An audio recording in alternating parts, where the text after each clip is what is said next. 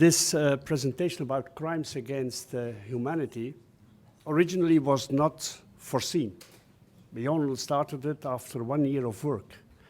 And that gives a good impression about the importance of this topic that we did not took lightly in consideration.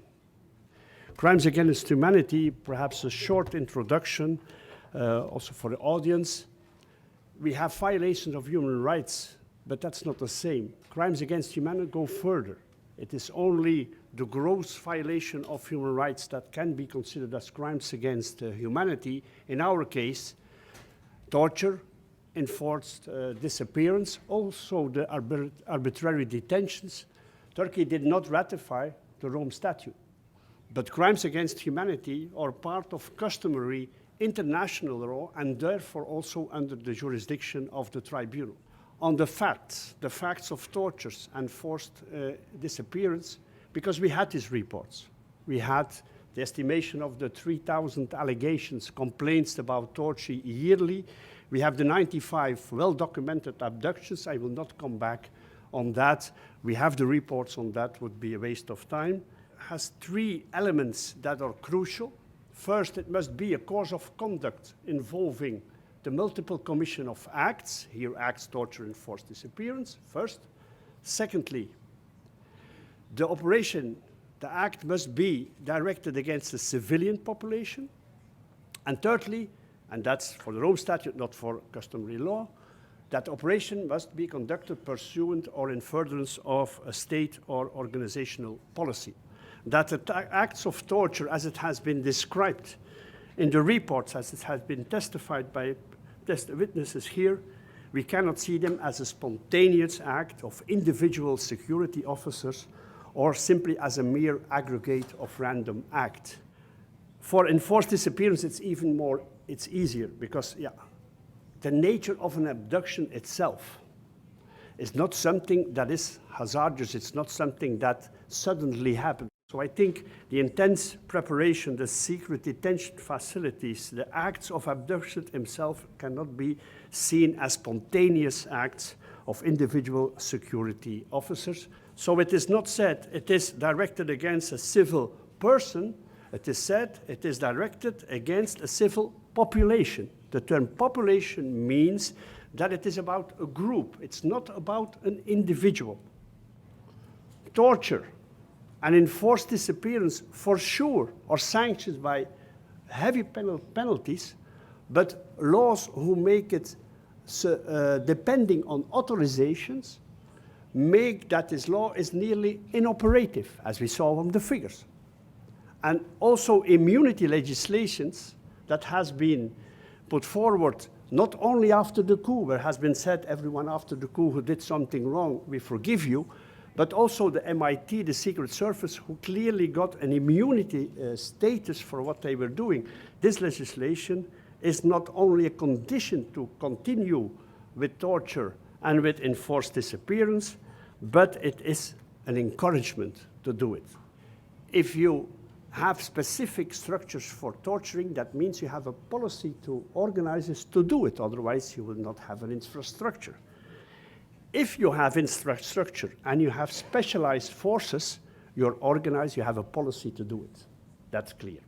And for international abductions, we know the government says itself, it is our policy. It is our policy. We will find you everywhere. Even the president was declaring that. The continuous actions of prosecutors and judges against clear decisions of the European Court in disrespect of basic principles as fair trial, equality of arms, not accepting declarations where torture is claimed without examining first that very clearly, makes the judiciary co-responsible. And I come to the conclusion on the existence of the attack. There is an attack, that's my opinion, consisting of a course of conduct involving the multiple commission of acts of torture and forced disappearance, directed against a specific civilian population, pursuant or in furtherance of a policy, promoted and encouraged by different levels of the state. By the Rome Statute, I insist it's alternatively, it is widespread or systematic. We will examine both and see what the conclusion is. The qualification, widespread or systematic, is applicable to the attack as a whole, not to each act separately, not to each kind of act. So we do not have to prove that torture is widespread or systematic, and that abductions are widespread or systematic. It is the global attack that has to be widespread or systematic. And then, of course, if we go further, which not today, there has to be a proof that each individual act has a nexus to these attacks and that someone is responsible for that. He knew it, he intended, and so on. But to say there is an attack, it is the global action that has to be evaluated. Because what is our conclusion on this for the Turkish situation? First of all, this widespread requirement, if we take the cited example of the ICC, the 3,000 torture cases per year, 95 cases of enforced disappearance, we think this corresponds to what has been said in the ICC jurisprudence. But really, from 2013 to 2021, it's a continuum story. It's a continuum targeting of people. So no one of this group can never and nowhere consider himself as safe. So the widespread character has also to do with the impact, who is massive, even global, on this group, and where the government actually also says, and we will go on until we have them all.